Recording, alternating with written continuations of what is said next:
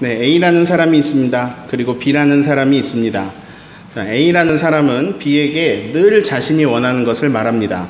B는 웬만하면 A가 원하는 요구를 들어주려고 합니다. 자, A가 10번 말하면 B는 10번을 다 들어주려고 했습니다. A가 100번을 말하면 B는 100번의 요구를 다 들어주려고 노력합니다. 그래서 A는 B에게 고마워합니다. 그런데 A는 B가 원하는 것에는 관심이 없습니다. A는 B의 말에 귀 기울이지 않습니다. 그래서 B가 원하는 것이 무엇인지도 모릅니다. 일방적으로 한 사람이 한 사람의 요구를 들어주는 그런 관계입니다. 이 A라는 사람과 B라는 사람의 관계가 어떨 것 같으세요? 좋을 것 같아 보이나요? 자, 이 관계가 오래 가겠습니까? 일방적인 관계? 어떨 것 같아요? 왠지 B는 좀 착해 보이고 A는 좀 야가 빠진 것 같이 보이지 않나요? 예, 지난 7주간 비폭력 대화에 대한 이야기를 나누었습니다. 오늘은 8번째 시간입니다. 사람은 혼자 살지 않고 사회 속에서 다른 사람들과 관계를 맺으며 살아갑니다. 소통하면서 살아갑니다. 말을 할 줄 아는 인간은 소통의 대부분을 말로 합니다. 말로 하는 소통을 우리는 대화라고 부릅니다. 말과 대화는 다릅니다. 말은 일방통행입니다. 아무도 듣지 않아도 말할 수 있습니다. 대화는 쌍방통행입니다. 말하는 사람이 있고 듣는 사람이 있습니다. 또 듣던 사람이 말을 하고 말하던 사람이 듣고 이렇게 번갈아 가면서 소통이 이루어집니다. 그래서 대화라는 것을 할 때에 나에게는 두 가지가 요구됩니다. 하나는 말하기입니다. 그리고 또 하나는 듣기입니다. 자, 비폭력 대화는 두 가지가 잘 되면 되겠네요. 하나는 비폭력적으로 말하기입니다. 다른 하나는 비폭력적으로 듣기입니다. 한 남자가 가로등 아래서 무언가를 막 찾고 있습니다. 근처를 지나가던 경찰관이 그에게 물었습니다. 뭘 하세요? 남자가 말합니다. 자동차 열쇠를 제가 찾고 있습니다. 경찰관이 묻습니다. 열쇠를 여기서 떨어뜨리셨나요? 남자가 대답합니다.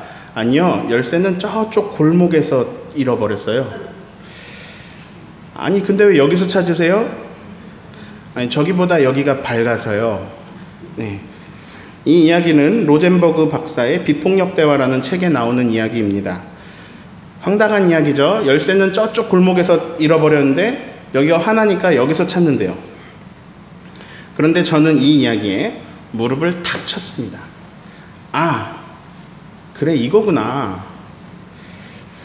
제가 여러분에게 비폭력 대화를 소개하기 위해서 지난 7주간 공부를 했는데요. 그러다가 깨달았습니다. 우리의 대화 속에 어떤 핵심 열쇠가 있습니다.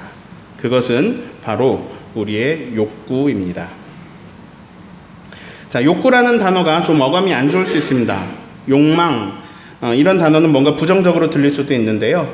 우리 사회는 자신의 욕구에 대해서 말하는 것을 꺼리고 있죠. 여기서 말하는 욕구를, 이 단어를 부정적으로 보실 필요는 없습니다. 이거는 자연스러운 것이고요. 우리가 모두 가지고 있는 것입니다. 자, 이걸 더 풀어서 말하면 원하는 것입니다. 네. 욕구는 내가 원하는 것, 내가 필요로 하는 것, 내가 하고자 하는 것, 갈망하는 것, 이런 것이 욕구입니다. 제가 그림을 그려보았는데요.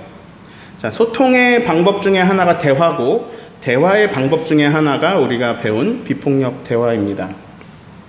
우리가 이 7주간을 비폭력 대화에 대해서 공부하면서 알게 됐죠. 이 욕구라는 것은 비폭력 대화의 핵심 열쇠입니다. 그런데 깨닫게 되었습니다. 욕구는 비폭력 대화뿐만 아니라 대화 전체의 핵심 열쇠입니다. 거기서 더 나아가 욕구는 소통 전체의 핵심 열쇠입니다. 자, 나라는 존재는 다른 사람과 소통합니다. 그런데 그 소통의 핵심에 욕구가 있습니다. 이게 무릎을 탁 칠 만한 깨달음입니다. 갓난아이는 말을 못합니다. 말을 못한다고 소통을 못하는 것은 아닙니다. 아이는 자신이 가진 온갖 방법을 동원해서 소통합니다. 그 중에 하나가 우는 것입니다. 그 아이의 소통의 근원은 욕구입니다. 무언가를 원하는데 충족되지 않으면 울어버립니다. 울면요, 마법이 일어납니다. 배가 고팠는데 뭔가 입으로 쏙 들어와가지고 내 배를 채워줍니다. 뭔가 굉장히 찝찝했는데 느낌이 안 좋았는데 울었더니 기저귀가 갈아지고 뽀송하고 쾌적하게 변합니다. 졸리면 울어버립니다. 그러면 누군가 와서 안아주고 노래도 불러주고 막 재워줍니다. 자, 아이는 말을 못하지만 소통합니다. 우는 것만이 아니에요. 활짝 웃기도 합니다. 네, 소통 방법 중에 하나인데요. 자신의 욕구가 충족이 되면 활짝 웃습니다. 내가 한번 활짝 웃으면 온 집안이 막 요란을 떨면서 좋아합니다. 네. 생명체는 욕구를 가지고 있습니다. 그러하기에 끊임없이 소통하고자 합니다. 이 세상에서 제일 행복하면서 제일 힘든 일 중에 하나가 아이를 보는 것입니다. 육아만큼 힘든 것이 없습니다. 육아가 왜 힘든가 생각해 보았습니다. 그것은 아이의 욕구가 끊임없기 때문입니다. 끝이 없어요. 아이가 배가 고픕니다. 부모는 열심히 밥을 지어서 헤매깁니다. 밥을 먹은 아이는 다른 욕구가 생깁니다. 놀고 싶습니다. 부모에게 놀아달라고 합니다. 그냥 노는 게 아니라 몸으로 놀아달라고 합니다. 비행기를 태워주면 너무 재밌어 합니다. 한 번 더 해달라 그래요. 그렇게 100번도 더 할 기세입니다. 그래서 부모가 지쳐서 더 이상 못할 때까지 막 해달라고 합니다. 부모는 지쳤으나 이제 아이에겐 다른 욕구가 생겼습니다. 자, 이 욕구가 채워지면 저 욕구가 생깁니다. 저 욕구가 채워지면 또 다른 욕구가 생깁니다. 근데 이건 사실 당연한 일이며 우리 모두에게 일어나고 있는 일입니다. 그런데 왜 유독 육아는 힘든가? 청소년만 돼도 자신의 욕구는 자기가 해결하는 경우가 많습니다. 화장실에 가면 자기 스스로 갑니다. 샤워를 하고 싶으면 하고 밥을 먹고 싶으면 차려 먹을 수도 있습니다. 놀고 싶으면 친구를 만나러 가지 부모님하고 놀자고 하지는 않습니다. 청소년은 끊임없이 청소년도 마찬가지로 끊임없는 욕구가 있지만 청소년은 그 24시간의 그의 욕구를 들어주어야 하진 않습니다. 부모님이요. 도리어 청소년이 되면 소통이 줄어듭니다. 청소년이 되면 대화가 줄어듭니다. 왜냐? 청소년들은 알고 있습니다. 내 욕구를 우리 부모님에게 말해봤자 충족될 것이 별로 없다는 것을 압니다. 아빠는 내가 좋아하는 연예인을 알지도 못합니다. 네, 우리 부모님은 내가 하는 게임에 대해서 모릅니다. 지금 내 마음을 알아주지 못할 확률이 굉장히 높습니다. 대화를 시도해 보았지만 몇 번 해봤지만 별로 얻은 게 없습니다. 지금 내 마음을 알아보지 못할 겁니다. 분명히 잔소리하라, 공부하라 라는 말만 돌아올 뿐입니다. 네, 욕구는 있지만 대화가 도움이 되지는 않습니다. 그래서 부모에게 입을 닫거나 딱히 말을 많이 하지 않을 수 있습니다. 가정마다 다르지만요. 그러나 꼭 부모님에게 말하는 주제가 있습니다. 용돈 주세요. 네, 이거는 꼭 합니다. 네. 왜냐하면 이거는 자기가 아르바이트 하는 것보다 부모님의 도움을 받는 것이 훨씬 쉬운 방법이 되기 때문입니다. 자, 우리에겐 모두 욕구가 있습니다. 이 욕구는 끊임이 없습니다. 적어도 하루에 3번은 배가 고프고요. 저 같은 사람은 더 많이 배고프고요. 그리고 이제 수많은 욕구가 다 있습니다. 자, 육아가 힘든 것은 아이는 스스로 욕구를 충족시키기가 어렵기 때문입니다. 그래서 누군가가 도와주어야 됩니다. 보통 부모님이나 가족들이 그 일을 합니다. 자, 그러면 그 도와주는 부모님에게는 욕구가 없을까요? 아니죠. 엄마도 영화가 보고 싶습니다. 엄마도 누가 밥 해줬으면 좋겠습니다. 아빠도 축구도 하고 싶고 게임도 하고 싶고 소파에 붙어가지고 하루 종일 붙어있고 싶습니다. 네. 그러나 이 모든 욕구를 다 참아내고 아이의 욕구에 맞춰야 됩니다. 사실 이 부모님들은 그 모든 욕구를 뛰넘는 가장 큰 욕구대로 행동하고 있는 거죠. 그게 뭐냐면 사랑하는 아이에게 좋은 것을 주고 싶어하는 가장 큰 욕구, 이것을 실행하느라고 다른 욕구를 누르고 있는 거죠. 자, 잠깐 엇나가는 이야기지만 그래서 공동육아가 각광을 받고 있습니다. 자, 아이들은 에너지가 막 넘칩니다. 에너지가 가득한데 부모들은 에너지가 별로 없습니다. 특히 이제 나이가 많아서 출산하는 사회에서 점점 부모들은 에너지가 없고 넘치는 에너지를 감당할 수가 없습니다. 게다가 부모는 운전을 하면서 피곤합니다. 아이들은 차를 타고 이동할 때 자면서 에너지를 풀파워로 만듭니다. 그리고 깨어나서 막 뛰어다닙니다. 그런데 공동육아가 좋은 것은 아이들의 에너지와 아이들의 에너지, 다른 아이들의 에너지와 욕구가 많이 비슷합니다. 그래서 애들은 애들끼리 있으면 서로의 욕구를 채워줄 수 있습니다. 서로가. 아이 키우는 부모님의 욕구는 또 비슷합니다. 그래서 부모님은 부모님들끼리 모여서 대화를 나누고 아이들은 아이들끼리 모여서 프로그램을 진행하거나 뛰놀거나 하는 공동 육아는 참 현명한 선택이고, 교회라는 공간은 그것을 실천하기에 참 좋은 공간이 됩니다. 예, 제가 잠깐 저의 바람을 살짝 비쳤습니다. 교회 와서 같이 노시라는 얘기입니다. 네. 잠시 이야기가 샜는데요. 아무튼 중요한 것은 사람들은 욕구를 가지고 있으며 그것을 충족시켜 나가는 것이 인생이라는 것입니다. 사람들의 욕구를 기가 막히게 충족시켜주는 놀라운 물건이 있습니다. 스마트폰입니다. 스마트폰은요, 내가 원하는 세상에 엄청나게 빠른 시간에 데려다 줍니다. 내 손가락 놀림 하나에 지체하지 않습니다. 배터리만 채워주면요, 내가 원하는 것을 계속 실행시켜 줍니다. 그래서 사람들은 이것을 놓지 못합니다. 또 내 욕구를 충족시켜주는 기가 막힌 물건이 또 있습니다. 돈입니다. 돈은 매우 강력합니다.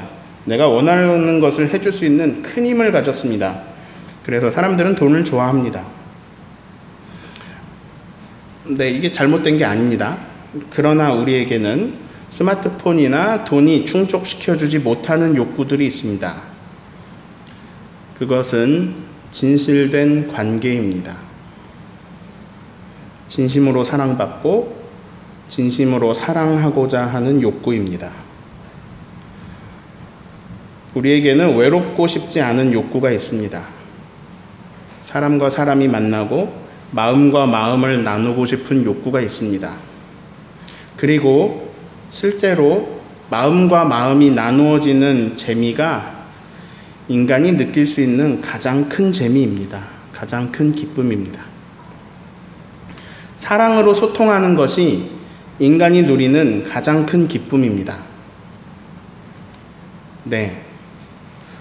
근데 우리가 이걸 잘 못합니다. 사랑으로 소통하는 것. 우리는 7주 동안 그 원인을 찾았습니다. 그리고 익혀왔습니다. 그 소통과 관계의 핵심 열쇠는 바로 욕구입니다. 자, 아까 이야기에서요, 어떤 남자가 열쇠를 잃어버리고, 열쇠는 저기서 잃어버리고, 막 여기서 찾습니다. 그런데 이게 바로 우리들의 대화의 모습을 보여줍니다. 자, 핵심 키, 열쇠는 욕구에 있습니다. 그래서 우리는 욕구에 대해 말을 해야 됩니다. 대화는 두 가지입니다. 말하기, 듣기. 비폭력 대화의 핵심 중에 핵심, 비폭력 말하기. 그건 뭐냐면 나의 욕구를 상대방의 기분이 나쁘지 않게 전달하기. 우리가 배운 대로 관찰, 느낌, 욕구, 부탁의 방법으로 나의 욕구를 상대방에게 기분 나쁘지 않게 전달하기. 자, 비폭력 듣기. 상대방이 무슨 말을 하든 뭐 비난을 하든 질책을 하든 어떤 얘기를 하든 그 상대방이 말하고 있는 것에서 감정을 걷어내고 그것이 무엇을 말하는가에서 그 사람의 관찰을 읽어내고 그 사람의 느낌과 욕구를 말하는 것. 그래서 상대방의 욕구를 듣기. 자, 간단해요. 내 욕구를 말하기, 상대방의 욕구를 듣기. 이게 키워드입니다. 네, 대화는 이겁니다. 근데 이걸 놓치고 대화를 하면 우리의 대화는 저기 다른 데 가서 자동차 키를 찾는 남자의 행동이 되고 맙니다. 우리의 욕구를 말고 다른 것만 얘기하다 끝난 거죠. 겉돌다 끝난 대화가 됩니다. 상대방이 무엇을 원하는지 듣고 내가 무엇을 원하는지 말하고 이것이 오고 가면서 대화가 되고요. 여기에서 전혀 새로운 아이디어가 나오고 나 혼자는 생각해보지 못했던 대안들이 나오고 그러면서 서로가 서로의 힘을 모아 서로의 욕구를 충족하게 되어가는 것이 바로 소통입니다. 그런데 만약 이렇게 욕구를 충족시켜주는 관계가 양방향이 아니고 일방통행이면 어떻게 될까요? 아까 제가 처음에 A와 B 얘기를 했습니다. 자, B는 A의 욕구를 계속 들어줍니다. 그 욕구를 계속 충족시켜주고 충족시켜주려고 애를 씁니다. 근데 A는 자기의 욕구는 계속 채우면서 B의 욕구에는 관심이 없습니다. 좋아 보이나요? 자, 좀 나쁜 표현으로 하자면 A는 B를 이용하고 있는 것 같네요. B는 멍청하게도 계속 당하고 있는 것 같아 보입니다. 그런데 조금 다른 눈으로 이 관계가 보이기도 합니다. B는 A를 사랑하는 것 같이 보입니다. A도 물론 B를 좋아합니다. 늘 도움이 되니까요. 늘 도움을 받으니까요. 없으면 못 살죠. 고마워하기도 하고요. 그러나 B의 욕구에 대해서는 여전히 관심이 없습니다. 네, B가 A를 훨씬 더 크게 사랑하는 것처럼 보입니다. 자, 이 관계가 건강해 보이나요? 이 관계가 오래 갈까요? 이 관계는 건강해 보이지 않지만 우리 주변에서 흔히 볼 수 있는 관계입니다. 많은 경우 자식과 부모의 관계가 그렇습니다. 그냥 제 얘기를 하자면 저희 부모님은 저를 사랑으로 키워주셨습니다. 제가 말 한마디, 제가 보내는 신호 하나에 민감하셨고 늘 제가 원하는 것을 할 수 있게 해주셨습니다. 제가 원하는 것을 해주지 못하실 때는 미안해 하셨고 그게 나쁜 게 아니라면 가능한 한 많이 들어주고 제가 원하는 것을 거의 다 할 수 있게 해주셨습니다. 저희 어머니는 제가 집에서 나갈 때 문 밖까지 나와서 제가 안 보이는 그 시점까지 그 자리에 서 계셨습니다. 그리고 고3 때 제가 독서실에서 졸다가 새벽 2시에 들어오면 어머니는 보지도 않는 TV를 켜두시고 거실에 앉아서 기다리시다가 제가 들어오는 것을 확인하고 나서 저에게 따뜻한 인사를 건네시고 들어가서 주무셨습니다. 제가 남자인데도 제가 집에 들어오는 것을 보시고 나서 이부자리에 드셨습니다. 그땐 잘 몰랐는데 저의 부모님의 삶은 늘 저와 누나에게 초점을 향해 있었고 그 초점이 향해 있었고 인생 전체를 우리에게 맞춰서 걸으셨고 우리의 필요한 것을 주시기 위해 늘 바쁘셨습니다.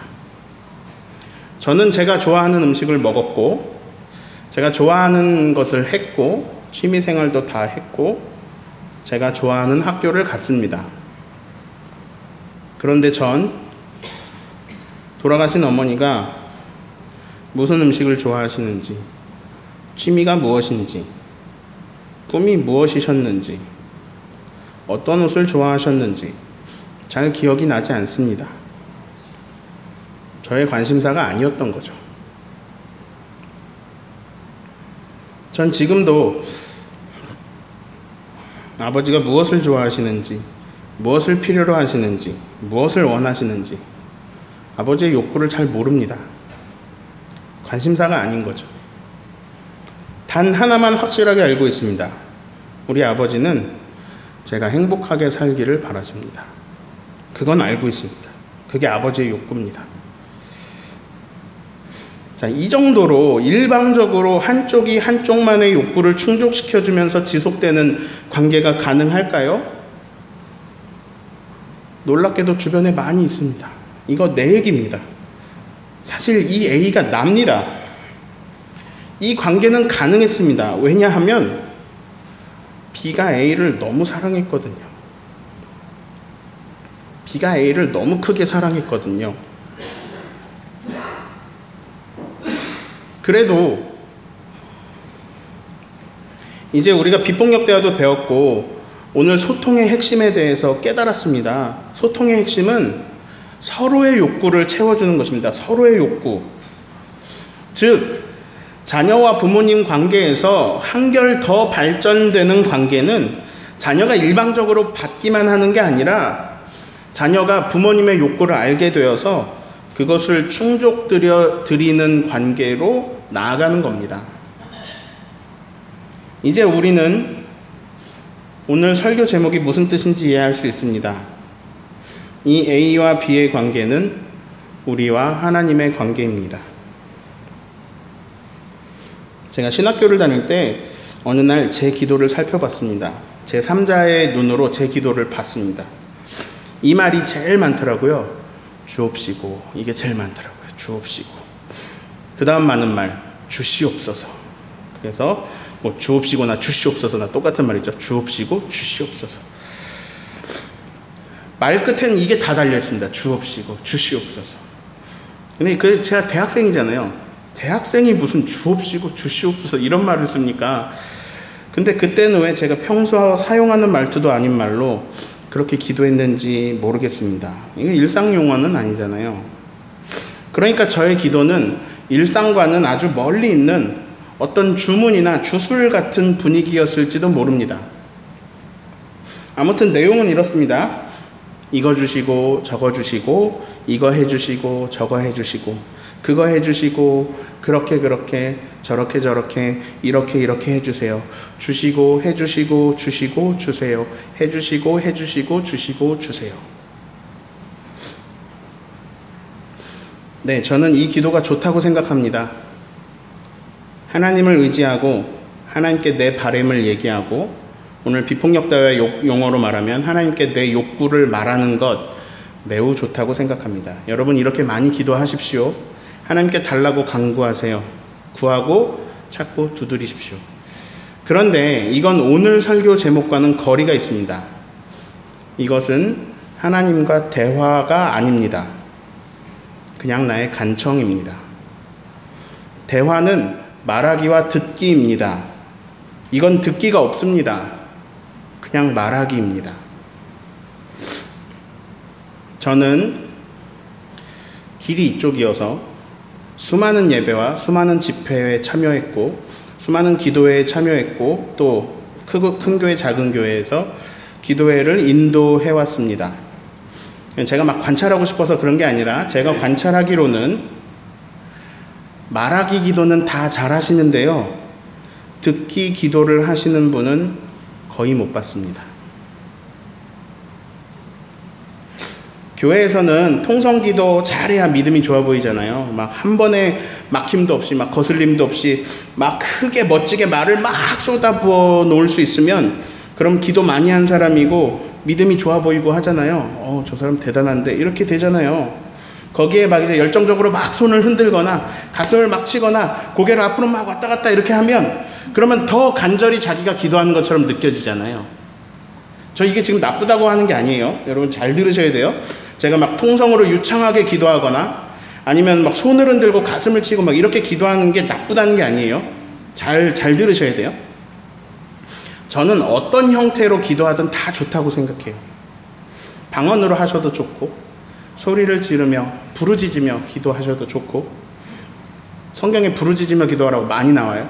춤을 추면서 하셔도 좋고, 막 엎드려 절하면서 기도하셔도 좋고, 이마를 땅에 대셔도 좋고, 조용히 묵상으로 하셔도 좋고, 앉아서 하셔도 좋고, 서서 하셔도 좋고, 노래하면서 기도하셔도 좋고, 이거는요 사람들마다 익숙한 게 다르고, 또 하나님께 다가가는 집중하는 방법이 다르고 표현이 다르고 한 거예요. 그리고 이렇게 자라온 신앙생활 해온 문화에 따라서 기도의 방법들, 문화들은 다양합니다. 이거 다 인정하면 좋습니다. 다 인정해야 됩니다. 제가 오늘 말하는 건, 강조하는 것은 우리의 기도가 하나님과의 대화까지 가지 못하고 하나님께 말하기에서 그친다는 겁니다. 듣기가 없어요. 자, 말하기 듣기의 핵심은 욕구예요. 내 욕구를 하나님께 말씀드리는 건 너무 잘하는 겁니다. 여러분 많이 하십시오. 기도 많이 하십시오. 근데 문제는 여기서 끝난다는 거죠. 그래서 우리와 하나님의 관계가 이 A와 B 관계 정도를 넘어서지 못한다는 겁니다. 자, 이런 관계가 오래 갈까요? 이런 관계가 건강할까요? 그런데 신기하게도 그 관계가 길게도 잘 이어져 왔어요. 왜 그럴까요? B가 A를 너무 사랑하셔서요. B가 A를 너무 크게 압도적으로 사랑하셔서요.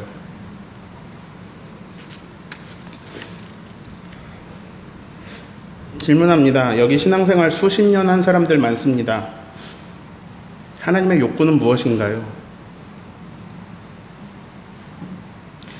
하나님은 당신에게 무엇을 원하십니까?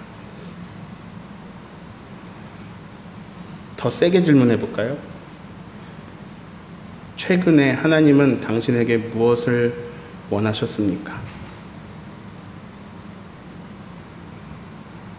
목사님 기도를 하면요 하나님이 말을 안 하셔요. 이게 제가 듣고 싶지 않아서 안 듣는 게 아니라요 하나님이 진짜 말을 안 하세요. 제가 기도를 해봤는데 하나님이 말을 안 해요. 너무 좋은 말씀이에요. 제가 질문합니다. 하나님은 말을 못한다, 할 줄 안다. 질문합니다. 하나님은 말을 못한다, 하실 줄 안다. 말을 나도 할 줄 아는데 하나님이 네 그러면 질문이 잘못됐어요. 다시 질문할게요.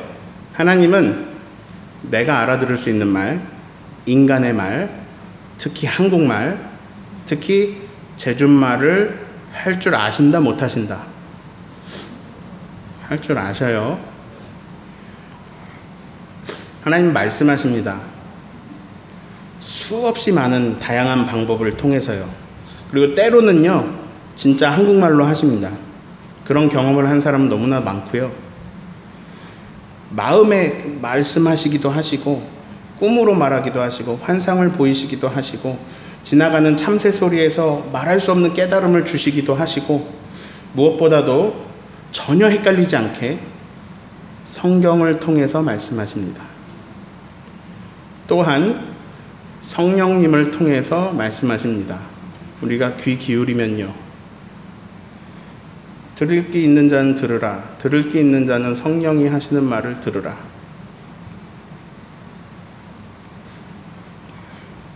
하나님 말씀을 안 하실 수는 있습니다. 일부러 뜻이 있으셔서 침묵하실 때가 있습니다.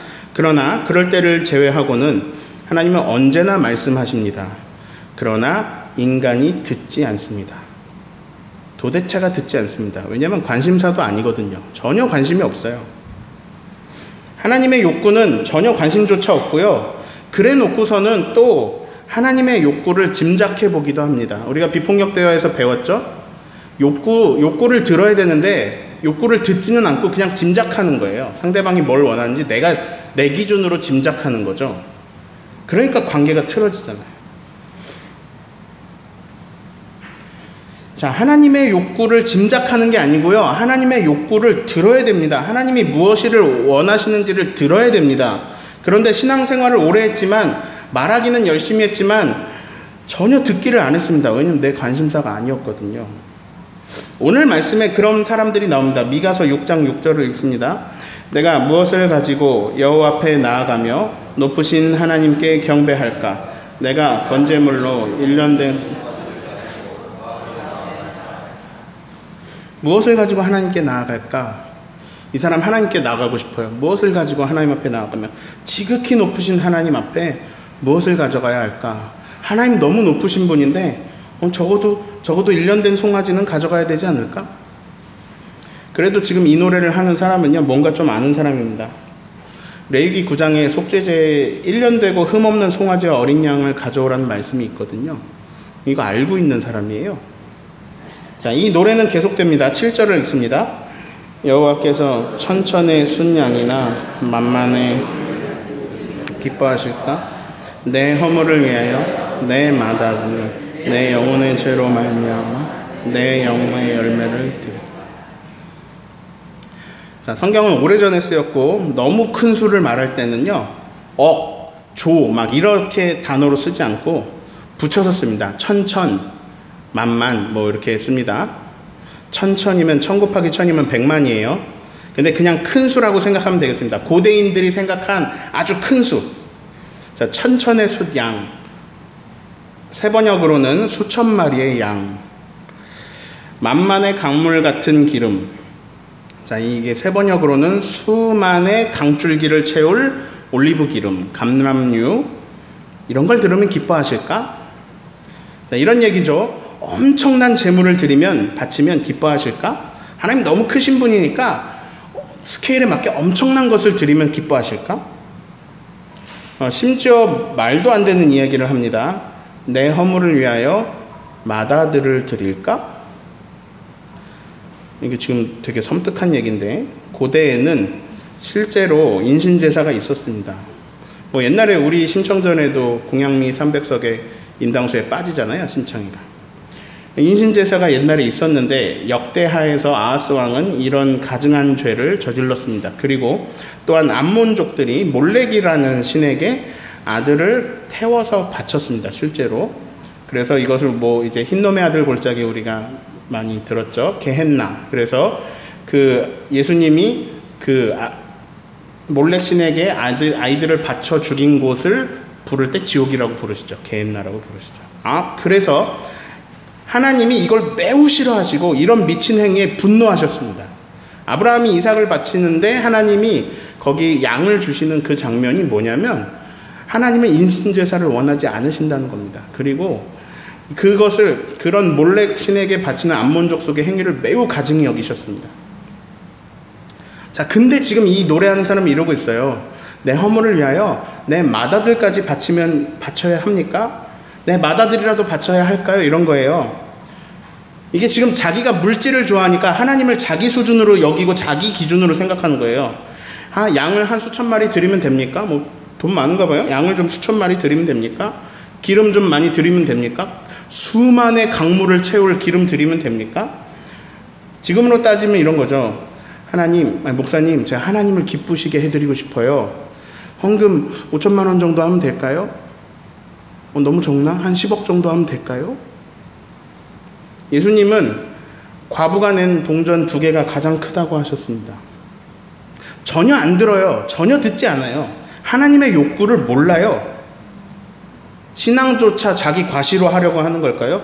내가 아들까지 바치면서 자기의 종교적 열심을 만천하에 드러내고 그리고 나서 자기가 칭송받으려고 하는 걸까요? 여기서 또 오해하시면 안 됩니다.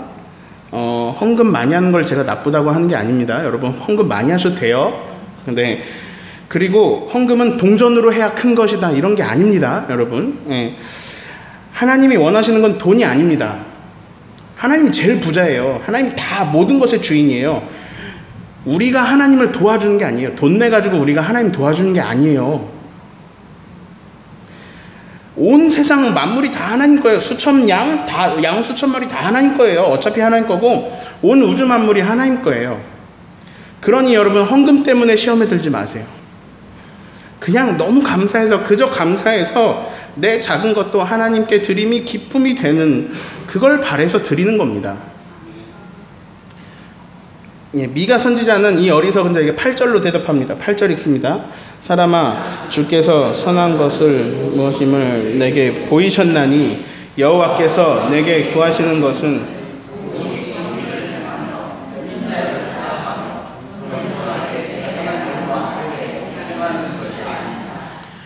자, 여기에 하나님의 욕구가 나옵니다. 하나님이 수천 마리 양 바라시는 거 아니다. 하나님이 수만 강줄기를 채울 기름 바라시는 거 아니다. 하나님이 원하시는 것은 첫째, 네가 정의롭게 사는 것이다. 둘째, 네가 사람들을 사랑하면서 사는 것이다. 네, 다음 페이지로 넘겨주시겠어요? 네. 셋째, 네가 겸손하게 하나님과 함께 거하고 행하는 것이다. 자, 하나님은 정의를 원하십니다. 하나님은 공의와 정의에 관심이 있으십니다.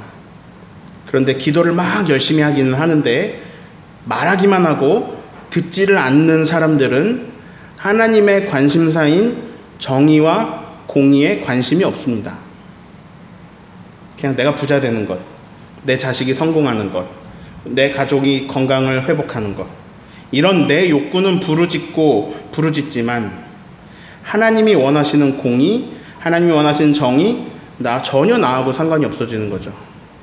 그래서 수많은 기독교인이 있지만 사회는 정의롭지 못한 겁니다. 공의롭지도 않고요. 하나님은 인자를 사랑하시는 것을 원하십니다. 영어로는 자비를 사랑하라, to mercy라고, to love mercy라고 하고 있습니다. 친절로 번역된 곳도 있습니다. 그래서 하나님은 우리가 자비로 살아가는 것, 친절로 살아가는 것을 원하십니다. 자, 그리고 세 번째로 하나님은 우리가 겸손하게 하나님과 함께 걸어가길 원하십니다. 교만이 아니고 나 잘났다고 교만해져서 하나님을 무시하고 하나님 없어도 된다고 생각하고 하나님과 멀어지는 게 아니라 겸손히 하나님을 따르는 것, 하나님과 함께 걷는 것을 원하십니다.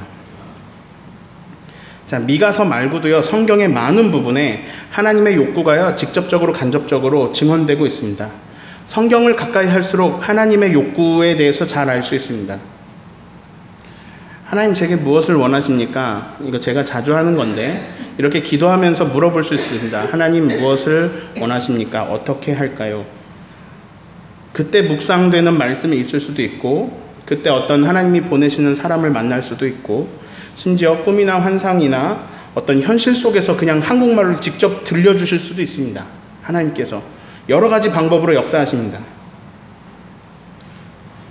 목사님 질문입니다. 그러면 그게 제가 듣기에 집중해서 듣기를 소망해서 듣기에 집중하다가 들린 하나님의 말씀인지 그게 그냥 제 생각인지 어떻게 합니까? 네, 너무 좋은 질문입니다. 그걸 분별할 줄 알아야 될 텐데요. 자, 그걸 분별하려면 두 가지의 조명을 받아야 됩니다. 첫 번째는 성경의 조명을 받아야 됩니다. 두 번째는 성령의 조명을 받아야 됩니다. 성경 말씀과 어긋나면 그건 그냥 내 잡생각입니다. 이걸 악용하는 사람들이 있었습니다. 아직도 많고요. 거짓 예언자 되게 많습니다. 뭐 별 거지 같은 사람들 많습니다. 하나님 이름 막 팔아먹는 사람들 많습니다. 뭐 이런 식이에요. 2000년에 남과 북이 통일된다고 하나님 말씀하셨다. 그런데 2019년인데 통일이 안 됐죠. 하나님 막 팔아먹어요. 막 교회 여자 청년한테 가가지고 하나님이 말씀하셨다. 너하고 결혼하라고 막 이럽니다. 이런 말도 안 되는 소리를 합니다. 이거 뭐 하나님한테 내가 들었다. 계시를 받았다. 그래서 이제 이런 부작용이 심해가지고 일부 교계에서는 하나님의 직통 계시를 인정하지 않기로 하기도 했습니다. 또 신사도 운동같이 잘못된 길로 빠지는 일들이 역사 속에 많이 있었습니다. 하지만 저는 저와 여러분이 오늘 말한 A, B 관계 정도로 하나님과 맺어지는 것을 넘어서기를 원합니다. 하나님과 관계가 더 깊어지기를 바랍니다. 그래서 진실로 원해서 듣고자 한다면, 내가 진심으로 원해서 듣고자 한다면 하나님은 하나님의 욕구를 우리에게 알려주실 겁니다. 그것은 사실 성경을 통해 예수님을 통해 이미 드러났습니다. 이미 드러났습니다. 하나님의 욕구는 우리 이미 있습니다. 그러므로 우리는 말씀을 읽어야 됩니다. 제가 발견한 저에게 크게 다가오는 하나님의 욕구를 알려드립니다. 단어 그대로 말하면 하나님의 나라입니다. 오늘 미가서에 증언된 하나님의 욕구, 정의, 자비, 겸손히 하나님과 걷는 것, 이거는요 하나님 나라의 일부입니다. 들을 귀 있는 자는 들으라, 이런 말씀을 하는데요, 하나님의 욕구는 성경 전체에 가득하며 특히 주기도문을 잘 공부하면 점점 깊이 알아갈 수 있습니다. 하나님의 욕구에 대해서. 자, 오늘 말씀 총 정리합니다. 비폭력 대화라는 건요, 세상에 나온 지 오래됐고 사람들이 많이 공부하고 있고 막 워크숍하고 적용하고 더 발전시키고 있는 그런 좋은 도구이자 가치관입니다. 그런데 우리는 이렇게 사람들하고만 관계하는 것이 아니잖아요. 비폭력 대화는 많이 쓰고 있는데 우리는 하나님하고 관계가 있잖아요. 우리는 여기서 하나님과 깊어지는 이 비폭력 대화에서 하나님과의 관계가 깊어지는 팁을 얻을 수 있습니다. 그것은 내가 하나님의 욕구에 관심을 가지기 시작하는 것입니다. 나를 너무 사랑하셔서 일방적으로 계속 다 받아주셨지만 우리도 하나님을 사랑하는 마음이 커질수록 하나님 나라에 대한 관심을 가지게 되고 하나님 나라를 위해 나에게 주시는 일, 이걸 소명이라고 부르죠. 하나님의 끝, 하나님의 뜻, 하나님의 계획, 하나님의 의지, 하나님의 욕구를 그 하나님의 나라를 위해 나에게 주시는 일, 이 소명을 발견해 나가면서 그것을 따르는 삶으로 우리의 인생을 채워나갈 수 있습니다.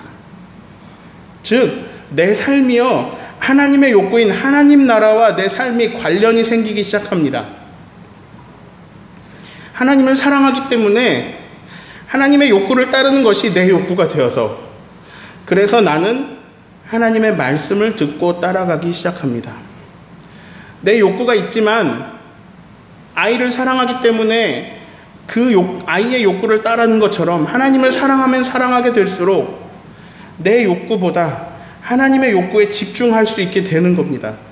그리고 그 말씀을 듣고 그 욕구를 듣고 내가 그것을 따라가기 시작합니다. 그리고 그 하나님의 뜻이 하늘에서 이루어진 것 같이 땅에서도 이루어짐을 경험하게 됩니다.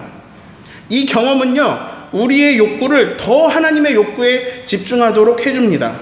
이것이 계속돼서 순환되면서 우리는 하나님과 여태까지와는 전혀 다른 차원의 관계를 맺어가기 시작합니다.